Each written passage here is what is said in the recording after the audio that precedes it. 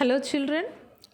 Welcome to the fifth session of the lesson Respiration Energy Releasing System of 10th class Biological Science textbook. శ్వాసక్రియ శక్తి ఉత్పాదక వ్యవస్థ పాఠ్యాంశం యొక్క 5వ భాగంలోనికి స్వాగతం. In this session, you are going to learn about the pathway of cellular respiration, types of respiration, and an experiment to observe anaerobic respiration. Before entering into this lesson, I want to ask you some of the questions. Please note down those questions and try to get the answers for them.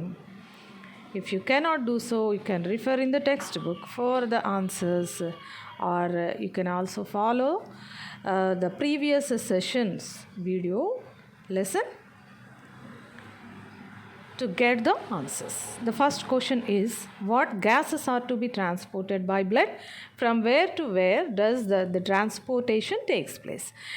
So ఏ వాయువులు రక్తం ద్వారా రవాణా చేయబడతాయి, ఏ ప్రదేశం నుండి ఏ ప్రదేశం వరకు వీటి రవాణా అనేది జరుగుతుంది. Second question, how does oxygen transportation take place through blood? Oxygen ఏ విధంగా రక్తం ద్వారా రవాణా చెందుతుంది. Third question, in how many forms does carbon dioxide transportation take place? What are those forms? Carbon dioxide రక్తం ద్వారా ఎన్ని రూపాలలో రవాణా చెందుతుంది, ఆ రూపాలు ఏమిటి?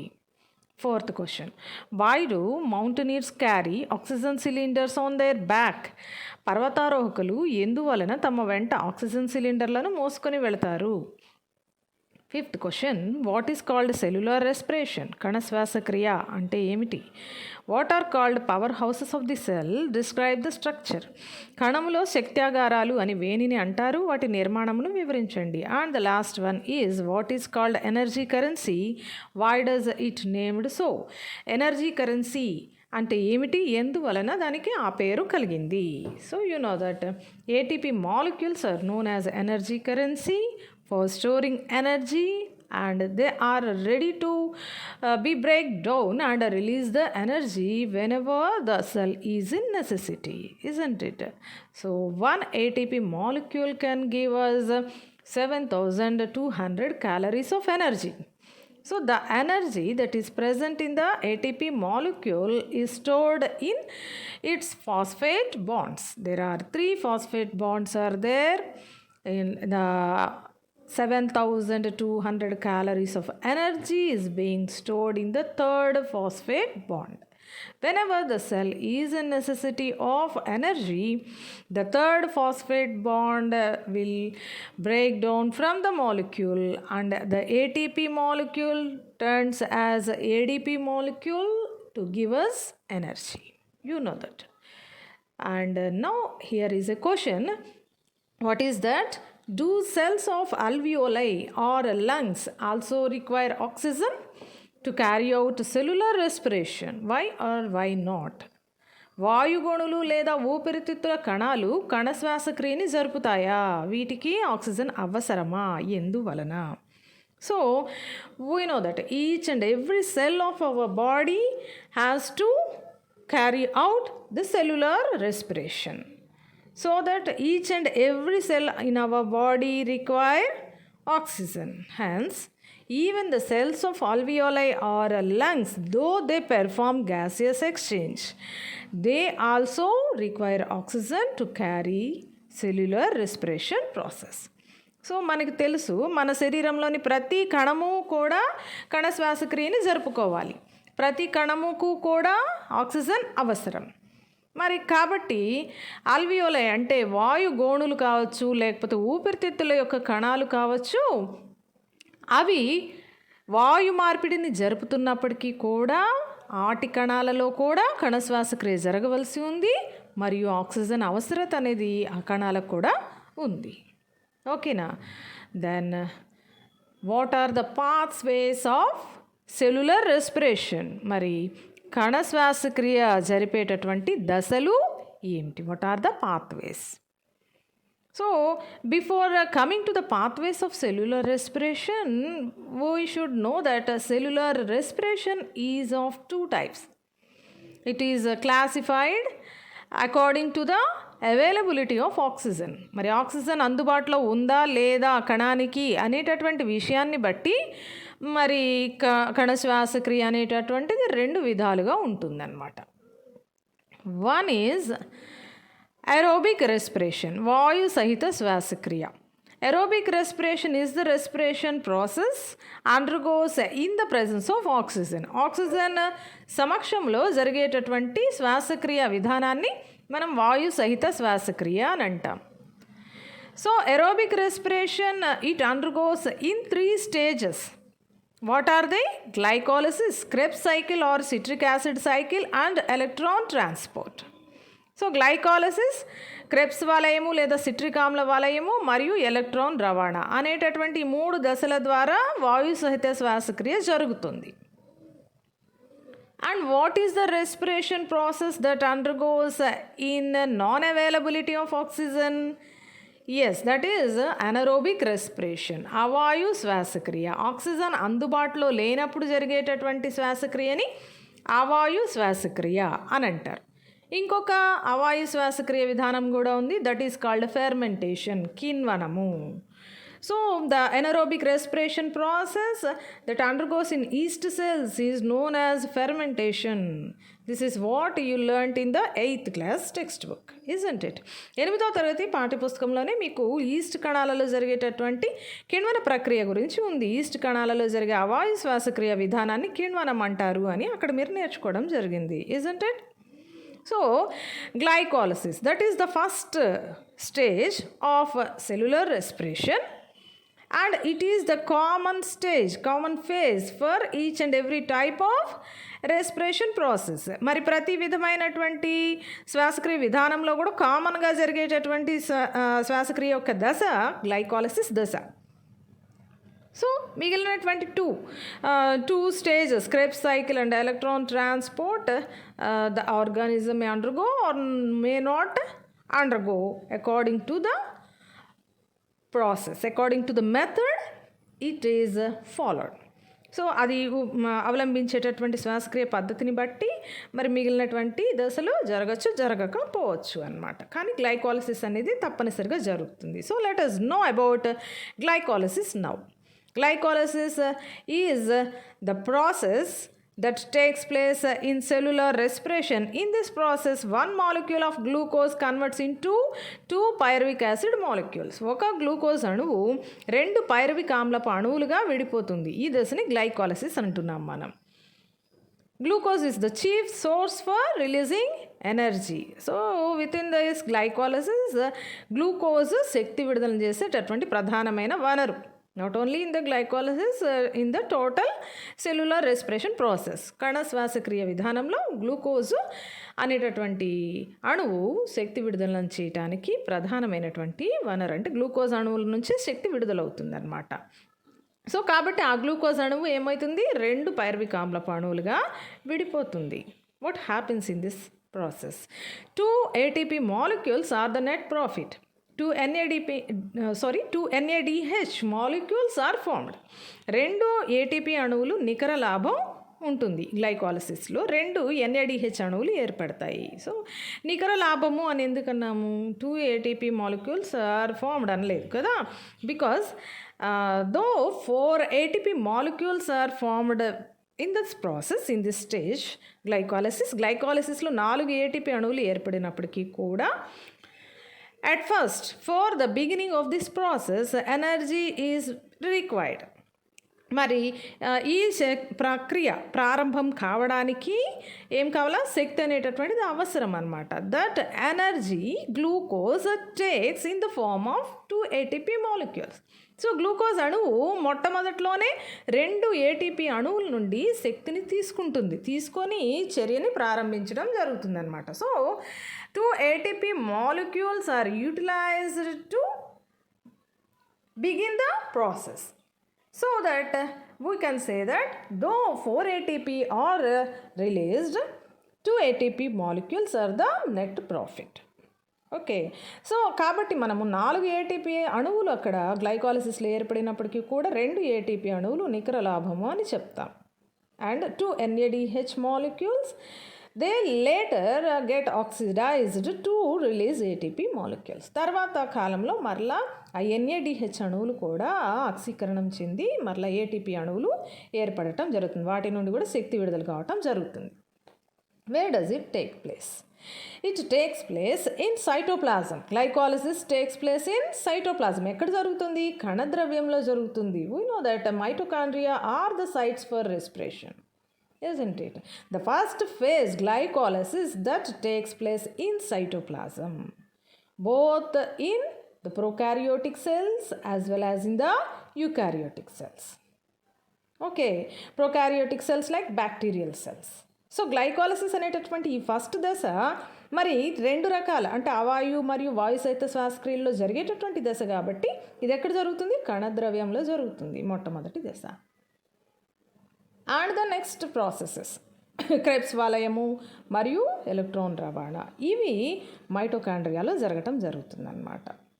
Weather the cell is eukaryotic cell, అది నిజకేంద్రక కణం కనుక అయినట్లయితే మిగిలినటువంటి 2 దశలు మైటోకాండ్రియాలో జరగటం జరుగుతుంది. ఒకవేళ if it is a prokaryotic cell only glycolysis takes place. ఒకవేళ అది ప్రోకారియోటిక్ సెల్ కేంద్రక పూర్వ కణం కనుక అయినట్లయితే గ్లైకాలిసిస్ మాత్రమే జరుగుతుంది. That process is known as fermentation process. Fermentation అంటాం దాన్ని. Okay, so I think you have understood. Common step in each type of cellular respiration process, we know that. And after glycolysis, during glycolysis, glucose, gets separated into 2 pyruvate molecules. Each pyruvate molecule is with 3 carbon compounds, and some of the energy is released in the form of ATP.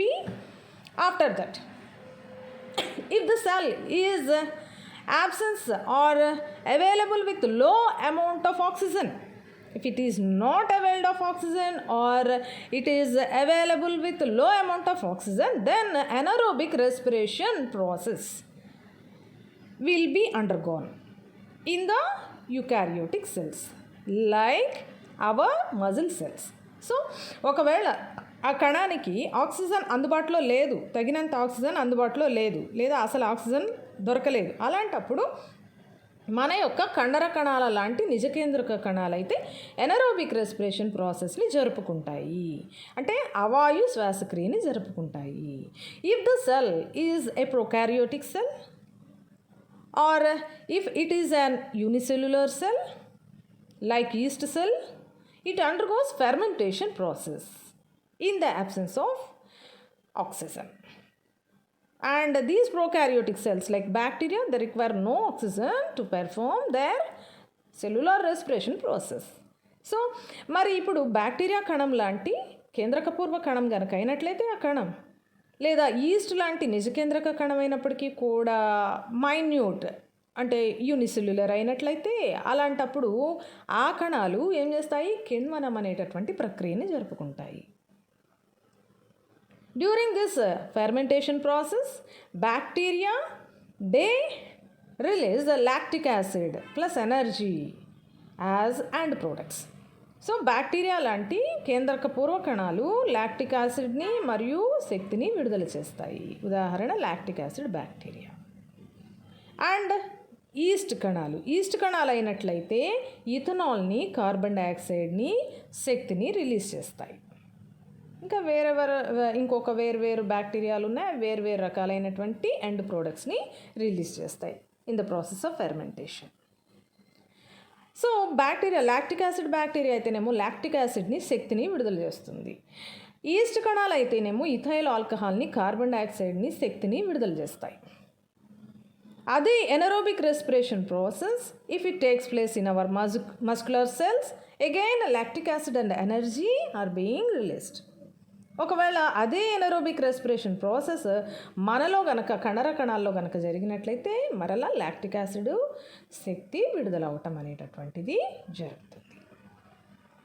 The same flow chart that is described in Telugu. So ఆమ్లజని సమక్షంలో అయితేనేమో మరలా ఏం జరుగుతుంది, aerobic respiration process, వాయు సహిత శ్వాసక్రియ జరుగుతుంది. The end products are carbon dioxide, water and energy. So అంత్య పదార్థాలుగా కార్బన్ డైఆక్సైడ్, నీరు మరియు శక్తి విడుదల కావడం జరుగుతుంది వాయు సహిత శ్వాసక్రియలో. అదే అవాయు శ్వాసక్రియ లేదా కిణ్వనంలో అయినట్లయితే లాక్టిక్ ఆమ్లము శక్తి, ఇథైల్ ఆల్కహాల్, కార్బన్ డైఆక్సైడ్ శక్తి, ఇవి అంత్య పదార్థాలుగా విడుదల కావడం జరుగుతుంది. So it is clear that if our muscle cells are not availed with sufficient oxygen, they undergo anaerobic respiration to release lactic acid within the cells. కాబట్టి ఇక్కడ మనకు తెలుస్తున్నటువంటి విషయం ఏంటి అంటే, మన కండర కణాలలో కనుక అవాయు శ్వాసక్రియ కనుక జరిగినట్లయితే ఆక్సిజన్ అందక, అలాంటప్పుడు లాక్టిక్ ఆమ్లం అనేటటువంటిది కణాలలో ఏర్పడటం జరుగుతుంది. So what happens by the accumulation of lactic acid? Let us see. Here a graph that shows the accumulation of lactic acid in muscles of an athlete and answer the following questions. ఇక్కడ ఒక graph కనిపిస్తుంది రక్తంలో, not in the muscles. Here is the graph that shows the lactic acid accumulation in blood of an athlete. ఒక క్రీడాకారుని యొక్క రక్తంలో మరి నమోదైనటువంటి lactic ఆమ్లం యొక్క అమౌంట్, పరిమాణాన్ని ఇక్కడ ఈ గ్రాఫ్ సూచిస్తుంది. ఎక్స్ యాక్సిస్ అనేటటువంటిది it denotes time in minutes and the why axis it denotes concentration of lactic acid in blood in milligrams per CC. ఒక సీసీ బ్లడ్లో ఎన్ని మిల్లీగ్రాముల లాక్టిక్ యాసిడ్ అక్యూములేట్ అవుతుంది నిమిషానికి అనేటటువంటిది ఈ గ్రాఫ్ ఇక్కడ చూపిస్తూ ఉంది. So here are some of the questions to be answered. So what are they? What was the concentration of lactic acid in the blood to start with? So మొట్టమొదటగా మరి lactic acid యొక్క concentration ఎంత రక్తంలో at the first level, మొట్టమొదటి లెవెల్లో ఎంత అని కనుక మనం చూసినట్లయితే 20 milligrams, isn't it? Here 20 milligrams is being marked. And the next question is, what was the greatest concentration reached during the experiment? So ఏమిటి ఎంత ఎక్కువ మొత్తంలో లాక్టిక్ యాసిడ్ అనేటటువంటిది రీచ్ అయింది రక్తంలో అని కనుక చూసినట్లయితే at the point B, observe B point, that is 100 milligrams of lactic acid is being accumulated in a cc of blood. That is the highest concentration. And the third question, if the trend between point C and D were to continue at the same rate, how long might it take for the original lactic acid level to be reached again? So ఒకవేళ C D మధ్య ఉండేటటువంటి పరిస్థితి అదే విధంగా గనక continue అయినట్లయితే మరలా original level అంటే ఫస్ట్ లెవెల్ 20 మిల్లీగ్రామ్స్కి లాక్టిక్ యాసిడ్ కంటెంట్ రావడానికి ఎంత సమయం పడుతుంది అంటే then we have to continue the line segment C and D. So C and D రేఖాఖండాన్ని మనం ఏం చేస్తాము, పొడిగిస్తామన్నమాట. అలా ముందుకి పొడిగించినప్పుడు మనకి 20 మిల్లీగ్రామ్స్ దగ్గరికి ఆ రేఖ రావడానికి ఎంత సమయం పట్టింది, ఇంకా 30 minutes of time it takes place. So within the half an hour the 100 milligrams of lactic acid content will be reduced to the 20 milligrams which is the level at first, isn't it? So ముందున్నట్లుగా 20 మిల్లీగ్రాముల lactic acid రక్తంలో తిరిగి చేరటానికి ఇంకా 30 నిమిషాల సమయం పట్టింది. So టోటల్గా కనుక చూసినట్లయితే 10 minutes దగ్గర ఎక్కువ అక్యూములేషన్ ఉంది కాబట్టి 90 - 10 80, కాబట్టి 80 నిమిషాల్లో మరలా ఆ 100 మిల్లీగ్రాముల లాక్టిక్ యాసిడ్ అంతా కూడా రక్తంలో నుంచి తొలగించబడింది అనేది మనకు అక్కడ అర్థమవుతుంది, isn't it? What does high level of lactic acid indicate about the condition of respiration? So high level of lactic acid అనేటటువంటిది బ్లడ్లో ఉండడం అనేది దేన్ని సూచిస్తుంది? It indicates that The athlete's muscular cells are undergoing anaerobic respiration and release lactic acid. So అలా 100 గ్రాముల lactic acid రక్తంలో పేరుకొని పోయి ఉండడం అనేటటువంటిది దేన్ని సూచిస్తుంది అంటే ఆ సమయంలో ఆ క్రీడాకారుని యొక్క కండర కణాలలో అవాయు శ్వాసక్రియ జరిగి లాక్టిక్ ఆమ్లం ఉత్పత్తి అయింది అనేది మనకి ఇండికేషన్గా తెలుస్తుంది అన్నమాట. So after some time that lactic acid is being removed from the blood by undergoing various processes. So తర్వాత కాలంలో ఆ రక్తంలో పేరుకున్నటువంటి లాక్టిక్ యాసిడ్ తొలగించబడింది. Isn't it? What happens if lactic acid is accumulated in our muscular cells? We feel some cramps or pains when we exercise vigorously, isn't it? మనము బాగా తీవ్రంగా కనుక వ్యాయామం చేసినప్పుడు కాళ్ళ కండరాలలో ఒక వణుకు, నొప్పి కలుగుతూ ఉంటాయి కదా. That is because of the accumulation of lactic acid. So accumulation of lactic acid results in muscular pain. కండర కణాలలో లాక్టిక్ ఆమ్లం చేరిక అనేది నొప్పిని కలగజేస్తుంది. If you take walk, a brisk walk, a slow jogging, running for some distance, we feel that there is an increase in pain levels. This is because of lactic acid accumulation. Okay?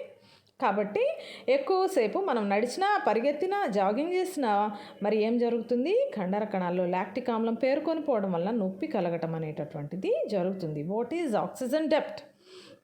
మరి oxygen లోటు అంటే ఏమిటి? A temporary oxygen shortage in the body tissues arising from the exercise. Later the డెప్త్ has to be repaired. So ఒక oxygen లోట్ అనేటటువంటిది మన కండర కణాల్లో తాత్కాలికంగా ఏర్పడుతుంది. దానినే మనము ఆక్సిజన్ లోటు అని అంటాం అన్నమాట. ఎప్పుడు జరుగుతుంది ఇది? When we do vigorous exercises. మనము తీవ్రమైనటువంటి వ్యాయామాన్ని జరిపినప్పుడు ఈ విధమైనటువంటి ఆక్సిజన్ లోట్ అనేది ఏర్పడుతుంది. దీనిని తర్వాత కాలంలో మనము పూరిస్తామన్నమాట. So difference between a marathon runner and an athlete. ఒక మ్యారథాన్ రన్నరు, అథ్లెట్, వీరి యొక్క శ్వాసక్రియలు ఎటువంటి తేడా కనిపిస్తుంది మనం చూసినట్లయితే? During a 100 metre race a well trained athlete can hold his breath all the time and afterwards his completion of his race he begin to pant. So ఒక 100 మీటర్ల పరుగు పందెంలో పాల్గొనేటటువంటి క్రీడాకారుడు అతనికి ఇవ్వబడినటువంటి తర్ఫీదుని బట్టి అతను ఊపిరిని బిగబట్టి అతని యొక్క 100 మీటర్ల పరుగు పందాన్ని పూర్తి చేసి ఆగిన తర్వాత అతను రొప్పడం అనేటటువంటిది చేస్తాడు. So in this time the muscles are using the energy released during the anaerobic break down of glucose at the time of holding his breath. అతను శ్వాసించటం ఆపివేసినటువంటి తరుణంలో అతని యొక్క కండర కణాలు ఏం చేస్తాయి? గ్లూకోజ్ని అనరోబిక్ కండిషన్స్లో, అవాయు శ్వాసక్రియ విధానంలో గ్లూకోజ్ని విచ్ఛిన్నం చేస్తాయి, శక్తిని విడుదల చేస్తాయి. దానిని అతను వినియోగించుకున్నాడు ఆ టైంలో.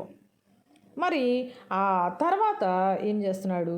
He begins to pant to receive more oxygen in order to repay the oxygen debt and to remove the lactic acid accumulated in the blood.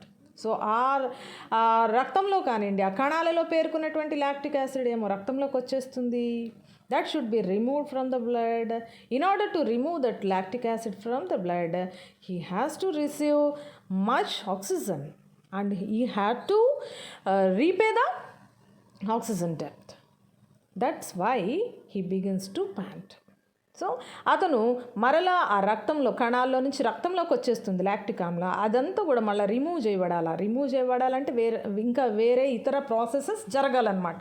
So అవి జరగటం కోసం అతనికి ఆక్సిజన్ కావాలి కాబట్టి అతను ఏం చేస్తాడు? ఆక్సిజన్ లోట్ని పూరించుకోవటం కోసం అతను రొప్పడం అనేది కాసేపు చేస్తాడు. So while he pants, he take as much as oxygen he can take into the body.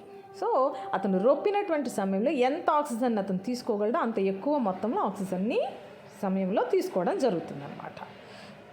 In a longer race, what about the marathon runner? Marathon runners, they have to run for longer distances so వాళ్ళు చాలా ఎక్కువ దూరం పరిగెత్తాల్సి ఉంటుందన్నమాట. 1 kilometre, 2 kilometres అలా వాళ్ళు పరిగెత్తారు marathon runners. వాళ్ళు ఎక్కువ దూరము పరిగెత్తాల్సి ఉంటుంది కాబట్టి they run too slowly like they jog. So వాళ్ళు జాగింగ్ చేసినట్లుగా చాలా చిన్నగా రన్ చేస్తారు. At the time they breathe all the time. వాళ్ళు ఊపిరిని బిగబట్టరు. వాళ్ళు ఏం చేస్తారు, ఊపిరిని పీల్చుకుంటూనే ఉంటారు. కాబట్టి some of the lactic acid is being removed while they are running. వాళ్ళు పరిగెత్తుతున్నటువంటి సమయంలోనే వారి కండర కణాల నుంచి లాక్టిక్ యాసిడ్ అనేది ఎప్పటికప్పుడు తొలగించబడుతూ వస్తూ ఉంటుంది. That's why they can run through the long distances without exhausted. So వాళ్ళు చాలా దూరం పాటు ఏమాత్రం అలసిపోకుండా పరిగెత్తగలగటం అనేటటువంటిది జరుగుతూ ఉంటుంది అన్నమాట. So now coming to the laboratory experiment that is conducted to observe anaerobic respiration in yeast cells. మరి ఈస్ట్ కణాలు జరుపుకునేటటువంటి అవాయు శ్వాసక్రియ లేదా కిణ్వన ప్రక్రియని పరిశీలించడం అనేటటువంటిది ఈ ప్రయోగం యొక్క ఈ ఉద్దేశము. What are the required materials? Thermos flask, thermometer, వాయువాహనాళము, డెలివరీ ట్యూబ్, పరీక్ష నాళిక, టెస్ట్ ట్యూబ్, చక్కెర ద్రావణము, షుగర్ సొల్యూషన్, ద్రవ paraffin, liquid paraffin, bicarbonate indicator solution or lime water. These are the required material. And what is the procedure? Remove dissolved oxygen from glucose solution by heating it for a minute and then cooling it without shaking. Glucose ద్రావణాన్ని కొద్దిసేపు వేడి చేయాలి in order to remove oxygen from the glucose solution. And then it should be keep aside without shaking. So దీన్ని అటు ఇటు కదపకుండా పక్కన ఉంచాలి. If we shake the glucose solution, oxygen may enter into the glucose solution. So in order to prevent that, we have to keep it aside without shaking. So మనము దాన్ని ఏమాత్రము కదల్చకుండా ఒక పక్కన ఉంచాల్సి ఉంటుందన్నమాట, వేడి చేసి చల్లార్చాలి. And then now put in some yeast, దానికి కొన్ని ఈస్ట్ కణాలని కలపాలి. The supply of oxygen from the air can be cut off by powering 1 centimeter layer of liquid paraffin on to the mixture. And now add some liquid paraffin onto the mixture. So yeast కలిపినటువంటి చక్కెర ద్రావణానికి ఏం చేస్తాము, liquid పారాఫిన్ని కలుపుతాం. We take glucose solution because glucose is the energy source within the process of respiration, isn't it? కాబట్టి మనము glucose ద్రావణాన్ని తీసుకున్నాము, అది శక్తి వనరు కాబట్టి. అప్పుడు ఆ ద్రావణం మీద 1 centimeter ఎత్తు వరకు ద్రవ పారాఫిన్ని పోస్తాం. And before we adding the yeast as well as the liquid paraffin, we can test the glucose for non existence of oxygen. So oxygen దాంట్లో లేదు అని నిర్ధారించుకోవటం కోసం గ్లూకోజ్ సొల్యూషన్ని మనము పరీక్షించవచ్చు. ఏది ఈస్ట్ కణాలని కలపకముందే, అలానే ద్రవ పారాఫిన్ పోయకముందునే. ఏ విధంగా? Add few drops of diazine green or Janus green B solution to the yeast suspension before you pour the liquid paraffin over it. Yes, so diazine green లేదా జానస్ గ్రీన్ బీ సొల్యూషన్ని మనము ఆ east ద్రావణం మీద పోస్తాం, ఆ చక్కెర సొల్యూషన్లో కలుపుతాం అన్నమాట. It is blue in colour. ఈ డైజిన్ గ్రీన్ లేదా జానస్ గ్రీన్ బీ సొల్యూషన్ అనేది బ్లూ రంగులో ఉంటుంది. When if the glucose is not available with oxygen, then the glucose solution will be turned into pink in color when we add Digene green. So మనం Digene గ్రీన్ని కలిపినప్పుడు glucose సొల్యూషన్లో గనక, glucose ద్రావణంలో గనక oxygen లేనట్లయితే అది pink రంగులోనికి మారుతుంది. That is the indication of non existence of oxygen. If the solution remains blue in color, glucose solution, then it is denoted that oxygen is available with the oxygen is dissolved in the solution. Then that solution is again to be boiled until the oxygen will be removed. So ఒకవేళ అదే glucose ద్రావణము నీలిరంగులోనే కనుక ఉన్నట్లయితే దాని అర్థం ఏంటి? Oxygen ఇంకా దానిలోనే ఉంది అని. అప్పుడు దాన్ని మళ్ళీ మనం వేడి చేసి దానిలో ఉండేటటువంటి ఆక్సిజన్ని తొలగించాల్సి ఉంటుంది అన్నమాట. After that we can add east and liquid paraffin. Now arrange a delivery tube from glucose solution for the escape of any gas released into the test tube containing bicarbonate indicator solution. Now మనం ఏం చేయాలి, ఒక వాయువాహక నాళాన్ని దాంట్లో ఉంచాలి thermos ఫ్లాస్క్లో. దాని యొక్క రెండవ చివరిని పరీక్ష నాళికలో ఉంచాలి. పరీక్ష నాళికలో ఏం తీసుకుంటాం, బైకార్బోనేట్ ఇండికేటర్ సొల్యూషన్ని తీసుకుంటాం, లేదా లైమ్ వాటర్ ఆర్ సున్నపు తేట ద్రావణాన్ని తీసుకుంటాం. These two are used to recognize the release of carbon dioxide gas. Okay, then you have to place a thermometer inside the thermos flask. అలానే మనం ఒక థర్మామీటర్ని కూడా థర్మాస్ ఫ్లాస్క్లో ఉంచాలి. It indicates the release of heat during the process of respiration. So ఆ థర్మామీటర్ని ఎందుకు ఉపయోగిస్తాం, మనము వేడిమి విడుదలైంది అని తెలుసుకోవడానికి ఉపయోగిస్తాం అన్నమాట. So this is the whole arrangement of the experiment. Thermometer we had placed within the glucose solution. Liquid paraffin is being poured over the solution. The delivery tube is being placed and the second end of the delivery tube is put in bicarbonate indicator solution or lime water solution within a test tube. And what do we observe? ఏం observe చేస్తాం, bicarbonate indicator solution turns yellow on determining the release of carbon dioxide. So carbon dioxide యొక్క concentration పెరిగినప్పుడు bicarbonate indicator solution ఏమవుతుంది, yellow కలర్లోకి మారుతుంది. So ఆ yellow కలర్లోకి మారటం అనేటటువంటిది కార్బన్ డైఆక్సైడ్ యొక్క పరిమాణము 0.03 కంటే పెరిగింది అనేదాన్ని సూచిస్తుంది. If we use lime water then it turns milky in order to determine the release of carbon dioxide into the lime water. So మనం ఒకవేళ సున్నపు తేటను కనుక తీసుకున్నట్లయితే అది తెల్లగా మారి కార్బన్ డైఆక్సైడ్ విడుదలని సూచిస్తూ ఉంటుంది. అదే బైకార్బోనేట్ ఇండికేటర్ సొల్యూషన్ అయితే పసుపు రంగుకు మారి కార్బన్ డైఆక్సైడ్ యొక్క రిలీజ్ని సూచిస్తూ ఉంటుంది. అలాగనే థర్మామీటర్లో రీడింగ్ కూడా పెరగటం అనేటటువంటిది జరుగుతుందన్నమాట. So these are the observations. What is the conclusion of experiment? Release of heat and carbon dioxide during anaerobic respiration is proved. So అవాయు శ్వాసక్రియ జరిగినప్పుడు వేడిమి మరియు కార్బన్ డైఆక్సైడ్ ఈ రెండు విడుదలవుతాయి అని నిర్ధారించబడింది. And if we remove the lid of the thermos flask and try to smell it, we can sense the smell of alcohol within the glucose solution. So that is also indicating the release of ethyl alcohol in the process of fermentation or anaerobic respiration by yeast. Okay, కాబట్టి ఒకవేళ మనము ఆ thermos flask మూత తీసి కనుక చూసినట్లయితే glucose ద్రావణంలో alcohol వాసన వస్తూ ఉంటుంది. ఇది తైల ఆల్కహాల్ ఏర్పడింది అవాయు శ్వాసక్రియలో అనేటటువంటి విషయాన్ని నిర్ధారిస్తూ ఉంటుందన్నమాట. These are the questions regarding the experiment. What are they? Why do we heat glucose solution before using it in the experiment? Glucose ద్రావణాన్ని ప్రయోగానికి ముందుగా మనం ఎందుకు వేడి చేస్తున్నాము? Second question, what is the purpose of adding Janus green B or Diagen green to the glucose solution? మరి జానస్ green B లేదా డైజన్ గ్రీన్ను glucose ద్రావణాన్ని ఎందుకు కలుపుతున్నాం? Blue color of glucose solution with Janus green B indicate dash of oxygen and pink color indicates dash of the same. గ్లూకోజ్ ద్రావణము Janus green బీతో నీలి రంగుకు మారటం దేనిని సూచిస్తుంది? అలానే గులాబీ రంగుకు మారటం దేనిని సూచిస్తుంది? So increase of oxygen level or decrease of oxygen level or availability of oxygen or existence of oxygen or non existence of oxygen అనేటటువంటిది మనం అక్కడ బ్లాంక్స్లో ఫిల్ చేయవలసి ఉంటుందన్నమాట. So these are the 3 questions.